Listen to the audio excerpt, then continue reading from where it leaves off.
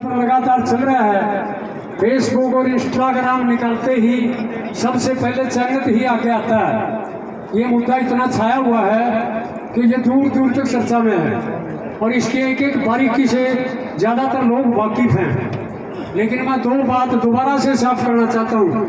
खाप का यहाँ प्रधान होने के नाते और हमारी खाप का गांव है चैनत, इस गांव की जो भावनाएं हैं और ये जो स्टैंड ले चुके हैं उस बारे में मैं दो बात फिर पुनः साफ करना चाहता हूँ। हमारे सामने बार बार ये बातें आ रही हैं कि प्रधान जी समाधान की ओर जाओ और कोई ऐसा रास्ता निकालो जिससे ये धरना उठाने का कोई तरीका मिले, और मुख्यमंत्री टी देने से इनकार कर चुका है। अब तो कोई ऐसा रास्ता सोच लेना चाहिए कि भी दाएं बाएं करके ये धरना उठा लिया जाए। साथियों, मैं आपको बताना चाहता हूँ कि जिस दिन चैनत की धरना कमेटी मुख्यमंत्री ने बुलाई थी और मुख्यमंत्री से मुलाकात करके जब वो वापस गांव में आए, पहली बात तो यहाँ से जो कमेटी में जो लोग गए थे गांव ने इकट्ठा करके ये फैसला हुआ था कि वहाँ हाँ और ना करके नहीं आना है। कोई भी बात ना तो ना मंजूर करनी है ना मंजूर करनी है, आपने सुन के आना है, अपना पक्ष रखना है चैनत का और सरकारी पक्ष को सुन के आना है। जो अनाउंसमेंट करनी है वो गांव में आके होगी, गांव की सहमति से होगी कि भी हम इस बात से कितने सहमत हैं या असहमत हैं। तो एक तो ये प्रचार बड़ा किया गया कि उन्होंने सीएम के सामने हाँ कर ली गई थी, ऐसा कुछ नहीं है। यदि किसी साथी ने छोटी मोटी उसकी जीभ दबी भी होगी अनजाने में, तो गांव के बीच में जब ये बात आई तो गांव ने इकट्ठा होकर अगले दिन सुबह फिर पूरा गांव इकट्ठा हुआ और गांव ने ये फैसला कर लिया था कि हमें प्यासा मरना मंजूर है, हम बिना पानी के भी रह सकते हैं लेकिन अपने मान सम्मान से समझौता नहीं करेंगे और हम बिना इस लाइन में टी लगवाए दूसरी लाइन से पानी नहीं लेंगे।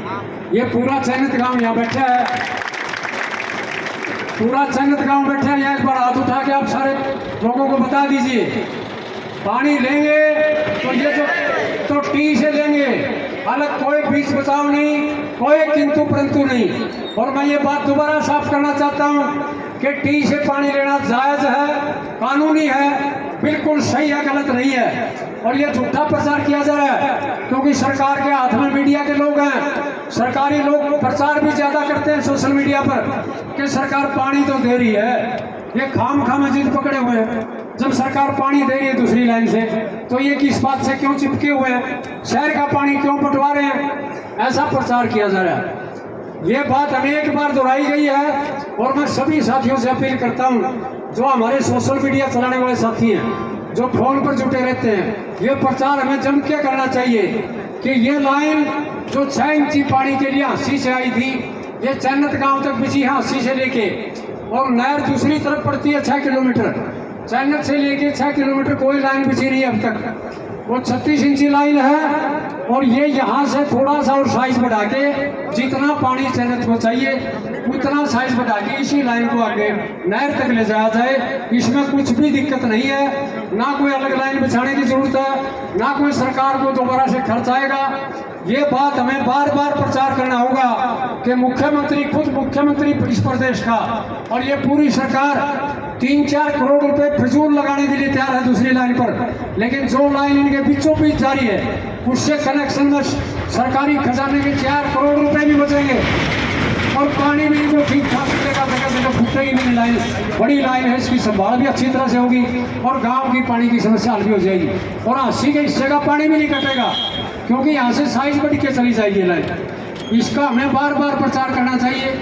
और दूसरी बात यह है कि ये अमृत योजना जो है इसका अनेक जगह देहातों को पानी दिया जा चुका है, ये केवल यहाँ चैनल में पहली बार नहीं है। हमारे साथियों ने कल प्रेस कॉन्फ्रेंस बुला के अपने पानीपत से एक वकील साथी आए थे, ये बात सार्वजनिक करती है कि कितने गांवों में कहाँ अमृत योजना का पानी गांवों को दिया गया है, ढाणियों को दिया गया है। इसके बाद भी सरकार ये बकाने पर लगी हुई है कि ये अमृत योजना तो शहरों के लिए है। और एक और सोचने की बात है साथियों, ये सरकार जब योजना बनाती है हमारे देहात के कितने प्रतिनिधियों को उसमें शामिल किया जाता है। ये नहरें हमारे लिए निकली थी, ये जमीनें हमारे पूर्वजों ने एकसार की थी, जहाँ बैठे हैं वो कई पीढ़ियां गढ़ की इन जमीनों को एकसार करते हुए और खेती के लायक बनाते हुए और खेती के पानी के लिए ये नहरें आई थी। इनमें से जो ये शहरों की फैक्ट्रियों को पानी दिया गया है, ये सेकेंडरी हक है। प्राथमिक हक किसान का है इस पानी के ऊपर, प्राथमिक हक हमारा देहातों का है। हमारे खेतों के बीचों बीच, हमारे गाँव के बीचों बीच पानी ले जाया जा रहा है और उद्योगों के लिए ले जाया जा रहा है, और हमें पीने के लिए पानी नहीं मिल रहा। 3 साल से गाँव बिना पानी के बैठे हैं। हजारों चक्कर पब्लिक हेल्थ के दफ्तरों के लगा चुके हैं, जो ये बार बार करें पानी देंगे पानी देंगे। यही ये सारा महकमा था, यही प्रशासन था, यही ये सरकार थी। वो अलग लाइन पहले क्यों नहीं चलाई इन्होंने? पहले से भी इस गांव की अलग लाइन है जो सारी हमेशा टूटी रहती है। क्या दिक्कत है इनको इसी एक लाइन से? ये बिल्कुल भी नहीं मानेगा ये गाँव, और ये गाँव मान सम्मान से समझौता नहीं करेगा।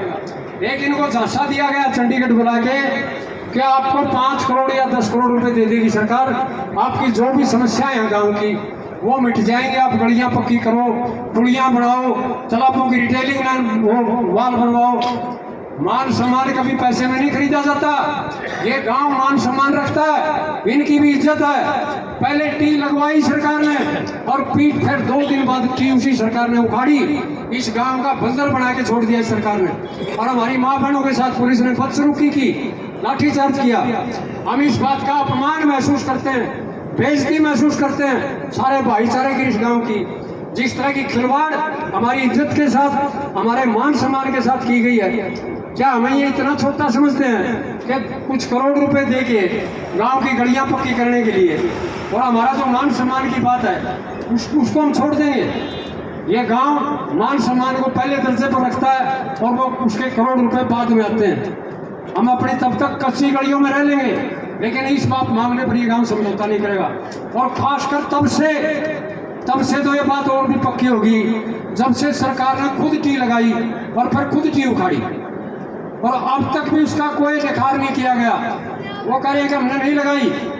कई घंटे लगातार रोड जाम रहा, रोड को फोड़ा गया, टी लगाई गई, यहाँ CID भी खड़ी थी, सरकार की देखरेख में सब कुछ हुआ, और फिर वो कह रहे हैं कि हमें पता नहीं। यदि सरकार इस बात का निखार करना चाहती है तो वो जो JCB आई महकमे की, वो जो सामान आया महकमे का, वो जो टेक्निकल स्टाफ आया 25-30 आदमी, उन्होंने कई घंटे तक लगा के वो टीट और वो हाइड्रा आई, बड़े बड़े औजार आए, आम आदमी के पास तो होते ही नहीं। वो कौन थे वो लोग? आज तक उनको सामने नहीं लाया गया। और जो आदमी सरकार ने वो RSS का आदमी बताते हैं, वो भेजा था वो टी लगवाने के लिए, उसको गिरफ्तार करके पूछा जाए सारे षड्यंत्र में कौन शामिल है, कौन सा अफसर ऐसा है जिसने वो टी भेजी थी, किस महकमे का वो अधिकारी है जिसने वो हाइड्रा और JCB भेजी थी। वो सारी बातों को दबा के एक ही बात करेंगे, वो तो पता ही नहीं टी कैसे लगी। ये राज करने का कोई तरीका है? ये प्रशासन चलाने का कोई तरीका है? यहाँ से 10-12 किलोमीटर हंसी है, धरना बैठा हुआ 24 घंटे का, चप्पे चप्पे पर CID खड़ी है, और कई घंटे में वो टी लगी है, कई घंटे में रोड क्रॉस किया गया। वो कह रहे हमें पता ही नहीं। और यहाँ दबाव बनाने के लिए फिजूल में, ताकि लोग डर जाए, यहाँ बार बार पुलिस भेजी जा रही है। कल या परसों तो रास्तों में भी खड़ी कर रखी थी। इस तरह से नहीं डरेंगे हम।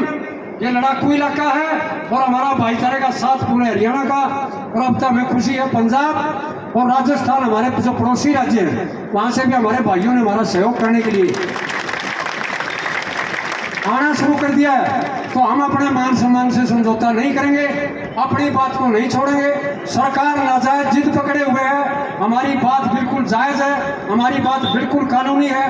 ये बात सरकार को माननी होगी। जब तक नहीं मानेगी तो धीरे धीरे ये आंदोलन पूरे हरियाणा में सरकार के लिए परेशानी का कारण बन जाएगा। तो यह बड़ा रूप लेगा।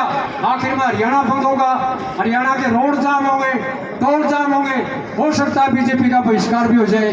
जो भी फैसला भाईचारा लेगा, कोई बड़ा फैसला 1-2 दिन में होने वाला है। या तो सरकार यहाँ आके ये टी लगा दे और इनको पानी का कनेक्शन दे दिया जाए, नहीं तो इसके लिए सरकार और हंसी का प्रशासन और हंसी का ये निकम्मा विधायक ये इसके लिए जिम्मेवार होंगे, जो पूरे हरियाणा का माहौल बिगड़ने पर तुले हुए हैं।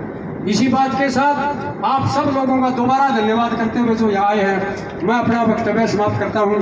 धन्यवाद साथियों। बहुत बहुत धन्यवाद प्रधान जी।